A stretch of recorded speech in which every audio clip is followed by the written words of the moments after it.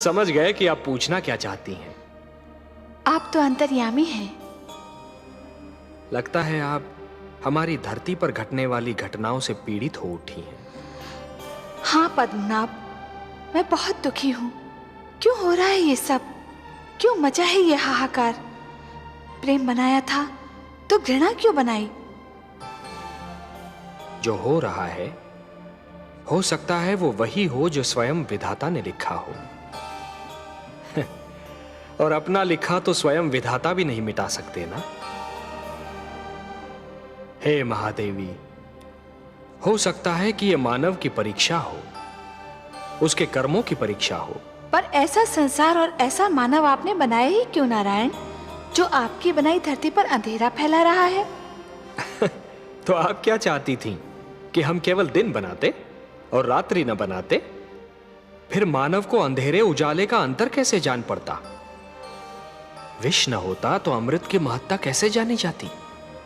पुष्प के साथ कांटे न होते तो पुष्प के सौंदर्य को कौन जान सकता? पतझड़ न आती तो वसंत ऋतु इतनी सुहानी कैसे लगती? हमने मानव को बनाया है देवी। मानव इतिहास को बनाने का कार्य हमने अपने हाथों में नहीं रखा, वो तो उसी पर छोड़ दिया है। अभी तो उसे अपनी शक्ति का आभास हुआ है। इसी से उसे न्याय अन्याय, सत्य असत्य, धर्म अधर्म और पाप और पुण्य की जानकारी भी होगी। हमने बुद्धि दी है मानव को, विवेक दिया है उसे। और यदि मानव ने विवेक से कार्य नहीं किया तो? यदि धरती पर रात्रि इसी प्रकार दिन को निगलती रही तो? अंधकार प्रकाश को डसता रहा तो?